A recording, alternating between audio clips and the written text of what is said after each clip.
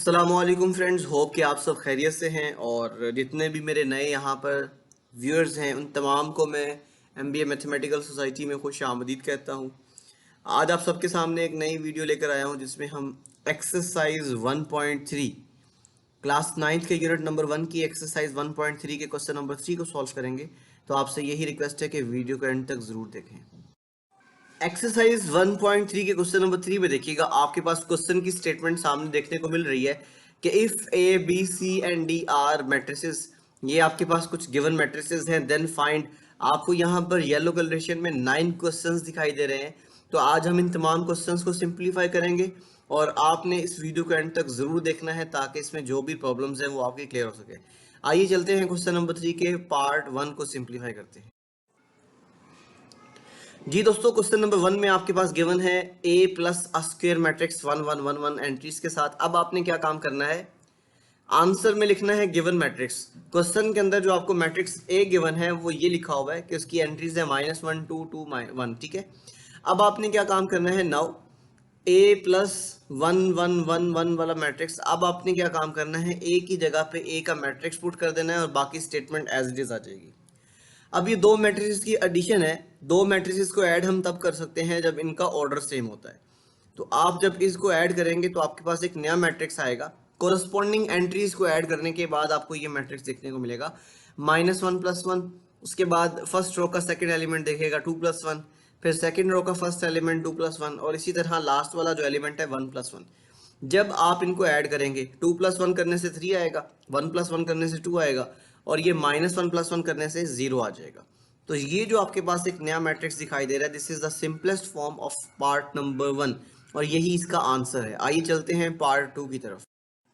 जी दोस्तों, इसके question number 3 के पार्ट 2 में देखिएगा। पार्ट 2 में आपने फाइंड करना है B प्लस ए कॉलम मैट्रिक्स, इन दोनों की एडिशन आपने फाइंड करनी है। और इसके आंसर में आप लिखेंगे गिवन मैट्रिक्स B आपके पास गिवन है 1 -1 एंट्रीज के साथ। अब आपने दोस्तों क्या काम करना है, नाउ B प्लस ए कॉलम मैट्रिक्स लिखने के बाद आपने B की जगह पे B मैट्रिक्स लगा देना है और बाकी जो दूसरा मैट्रिक्स है वो एज इट इज आ जाएगा। अब आप क्या काम करेंगे, दो मैट्रिसेस की एडिशन के बारे में आप तो जानते हैं कि दो मैट्रिसेस ऐड तब होते हैं जब उनका ऑर्डर सेम होता है। अब आप क्या काम करेंगे, इनके कोरस्पॉन्डिंग एंट्रीज को ऐड करेंगे तो 1 + -2 हो जाएगा और -1 + 3 हो जाएगा। जब आप 3 में से 1 निकाल देंगे तो 2 मिलेगा आपको, ठीक है। और जब आप इस -2 को प्लस से मल्टीप्लाई करेंगे तो 1 - 2 मिलेगा। अब दोस्तों देखिएगा, 2 बड़ी वैल्यू है, 1 छोटी वैल्यू है, तो बड़ी वैल्यू का साइन लगेगा और 2 में से 1 निकालने से आपको -1 मिल जाएगा। और -1 2 एंट्रीज के साथ ये जो मैट्रिक्स लिखा हुआ है, this is the simplest form of question number 2। सो ये था हमारा सेकेंड पार्ट जो कि अभी आपके सामने हमने सॉल्व किया। तो आई होप ये क्लियर हो गया, इसकी समझ आपको आ चुकी है। तो आइए चलते हैं क्वेश्चन नंबर 3 के थर्ड पार्ट की तरफ, उसको सिंप्लीफाई करते हैं।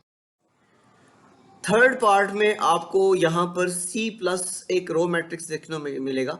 तो रो मैट्रिक्स की जो एंट्रीज हैं वो -2 1 और 3 हैं। आपने इसके आंसर में लिखना है गिवन मैट्रिक्स C। ये मैट्रिक्स C आपके पास क्वेश्चन में गिवन है। नाउ अब आप क्या काम करेंगे, C प्लस रो मैट्रिक्स, आपने C की जगह पर C की एंट्रीज लगा देनी है, मतलब C का मैट्रिक्स लिखना है और जो पहले से एलिमेंट पड़े हैं वो एज इट इज आ जाएंगे। अब ये देखिएगा, दोनों रोज मैट्रिक्स हैं और उसके बाद आपके पास इनका जो ऑर्डर है वो 1/3 है। आप कोरस्पॉन्डिंग एंट्रीज को ऐड करेंगे तो पहला जो एलिमेंट आएगा वो 1 + -2 आ जाएगा, दूसरा एलिमेंट -1 + 1 आ जाएगा, थर्ड में 2 + 1 आ जाएगा। अब आप क्या काम करेंगे, -2 को +1 से मल्टीप्लाई करेंगे तो 1 - 2 आएगा, ठीक है। और 1 - 2 जो है वो -1 के इक्वल होता है। मिडिल टर्म देखिएगा, -1 + 1 कैंसिल होकर 0 आ जाएंगे और 3 + 2 करने से 5 आ जाएगा, जो कि आपको लास्ट या थर्ड टर्म देखने को मिल रही है। तो ये हमारे पास था क्वेश्चन नंबर 3 का थर्ड पार्ट। आप इसको देख चुके हैं, आप इसको समझ चुके हैं। तो आई होप ये आपको क्लियर हो गया। आइए चलते हैं पार्ट 4 की तरफ। पार्ट 4 में आपके पास D प्लस एक रेक्टेंगुलर मैट्रिक्स देखने को मिल रहा है, आपने इसकी वैल्यू फाइंड करनी है। सो दोस्तों, इसके आंसर में हम लिखेंगे सबसे पहले मैट्रिक्स D जो आपके पास गिवन है उसकी एंट्रीज हैं 1 2 3 -1 0 2। आप इसके बाद क्या काम करेंगे, D प्लस एक रेक्टेंगुलर मैट्रिक्स लिखेंगे जिसको आपने इवेल्युएट करना है, जिसको आपने फाइंड करना है। अब D की जगह पर D मैट्रिक्स आ जाएगा और बाकी स्टेटमेंट एज इट इज आ जाएगी। अब दो मैट्रिक्स की एडिशन में आप क्या काम करते हैं, कोरस्पॉन्डिंग एंट्रीज को ऐड करते हैं। तो यहाँ पर आ जाएगा 1 + 0 2 + 1 3 + 0 -1 + 2 0 + 2 एंड 2 + 1। इन तमाम एंट्रीज को आप जब सिंप्लीफाई करेंगे तो आपके सामने एक नया मैट्रिक्स देखने को मिलेगा with entries 133 103। This is the simplest form of part number 4 of question number 3। तो आई होप ये क्वेश्चन आपको क्लियर हो गया। तो आई फिफ्थ पार्ट आपके पास बड़ा ही बेसिक सा पार्ट है, इसको स्केलर मल्टीप्लिकेशन कहते हैं। जब आप किसी कांस्टेंट नंबर को किसी मैट्रिक्स के साथ मल्टीप्लाई करते हैं तो उसको नाम दिया जाता है स्केलर मल्टीप्लिकेशन का। तो यहाँ पर आपने 2a की वैल्यू फाइंड करनी है। इसके आंसर में आप लिखेंगे गिवन मैट्रिक्स a। आपके पास एक मैट्रिक्स a गिवन है। नाउ अब आपने 2a फाइंड करना है, तो 2 मल्टीप्लाई बाय a आप मैट्रिक्स लिख देंगे। अब इस 2 को मैट्रिक्स a के तमाम एंट्रीज से आपने मल्टीप्लाई कर देना है, ठीक है। तो आफ्टर मल्टीप्लिकेशन 2 मल्टीप्लाई बाय -1, ये -2 के इक्वल आ जाएगा, 2 2 4 आ जाएगा और 2 1 2 आ जाएगा। ये आपको जो लास्ट में मैट्रिक्स देखने को मिल रहा है, this is the simplest form और answer of the given question. तो ये था पार्ट नंबर 5। आइए चलते हैं पार्ट 6 की तरफ। स्टूडेंट्स पार्ट 6 में आपको देखने को मिलेगा -1 मल्टीप्लाई बाय मैट्रिक्स बी। तो आपने क्या काम करना है, -1 इंटू बी मैट्रिक्स की वैल्यू को फाइंड करना है। तो आइए चलते हैं इसके आंसर में देखते हैं। सबसे पहले आप लिखेंगे गिवन मैट्रिक्स, उसके बाद मैट्रिक्स बी जो है उसको आपने लिखना है विद एंट्रीज 1 -1 जो कि आपके क्वेश्चन में गिवन है। नाउ अब आपने -1 मल्टीप्लाई बाय बी लिखना है क्योंकि आपने इसकी वैल्यू फाइंड करनी है।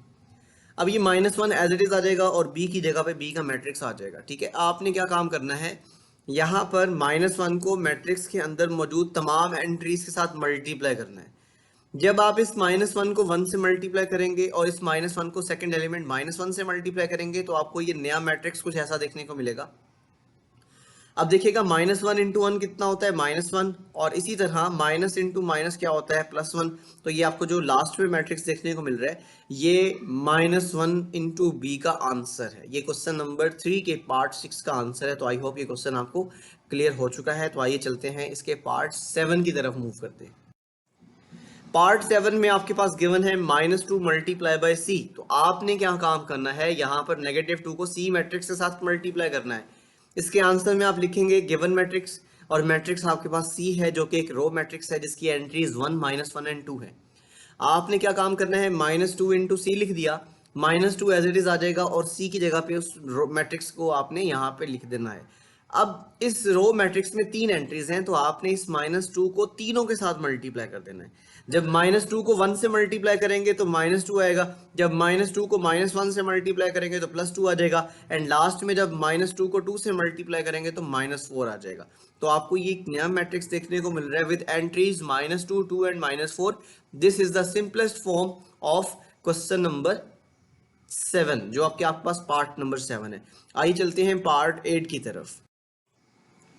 पार्ट 8 में आपके पास है 3 मल्टीप्लाई बाय डी। तो आपने सेम वही काम करना है, स्केलर मल्टीप्लिकेशन है। इसके आंसर में आप लिखेंगे गिवन मैट्रिक्स, और मैट्रिक्स आपके पास डी है जो कि एक रेक्टेंगुलर मैट्रिक्स है। Now 3d is equal to 3 multiply by matrix D. आपने यहाँ पे देखा इस मैट्रिक्स डी के अंदर 6 एंट्रीज हैं, तो आपने इस 3 को तमाम एंट्रीज से मल्टीप्लाई करना है। जब 3 को 1 से मल्टीप्लाई करेंगे तो आपके पास 3 आएगा, जब 3 को 2 से मल्टीप्लाई करेंगे तो आपके पास क्या आएगा, 6, एंड 3 को 3 से मल्टीप्लाई करने से 9। जब 3 को -1 से मल्टीप्लाई करेंगे तो -3, जब 3 को 0 से मल्टीप्लाई करेंगे तो 0, एंड 3 को 2 से मल्टीप्लाई करेंगे तो 6। ये जो लास्ट में आपको मैट्रिक्स दिखाई दे रहा है, this is the answer of 3D। तो आई होप ये क्वेश्चन नंबर जो 3 का 8 पार्ट है वो आपको क्लियर हो गया। आइए चलते हैं नेक्स्ट क्वेश्चन जो कि पार्ट 9 है उसकी तरफ। जी दोस्तों, क्वेश्चन नंबर 9 में देखें। क्वेश्चन नंबर 9 में आपके पास 3C की वैल्यू फाइंड करने को कहा गया है। तो आपने इसके आंसर में लिखना है गिवन मैट्रिक्स, और मैट्रिक्स आपके पास C है जो कि एक रो मैट्रिक्स है। नाउ अब आपने क्या काम करना है, 3C लिखने के बाद 3 एज इट इज और C की जगह उसका मैट्रिक्स आ जाएगा। आपने इस 3 को इस मैट्रिक्स की तमाम एंट्रीज से मल्टीप्लाई करना है। जब 3 को 1 से मल्टीप्लाई करेंगे तो 3 आएगा, जब 3 को -1 से मल्टीप्लाई करेंगे तो -3 आएगा, और जब 3 को 2 से मल्टीप्लाई करेंगे तो 6 आएगा। तो ये था क्वेश्चन नंबर 3 का पार्ट नंबर 9 जो कि आपको सिंप्लीफाई करना था और इसका आंसर निकालना था। तो ये आपके पास लास्ट में जो मैट्रिक्स दिखाई दे रहे हैं, this is the answer of 3C। So I hope जितने भी क्वेश्चन थे वो आपको सारे क्लियर हो चुके हैं। तो इंशाल्लाह नेक्स्ट जो आपके पास है क्वेश्चन नंबर 4 वो अगली वीडियो में सॉल्व किया जाएगा। तो आप इस क्वेश्चन को खुद भी समझें, अपने दोस्तों तक भी शेयर करें। Thank you for watching this video. मजीद वीडियोस को देखने के लिए हमारे चैनल को सब्सक्राइब कर लें और बेल आइकन को ज़रूर प्रेस कर लें ताकि नई वीडियो की अपडेट जो है आप तक आसानी से पहुंचती रहे, और अपने मेज़बान को दुआ में शुमार रखिएगा। अल्लाह हाफिज़।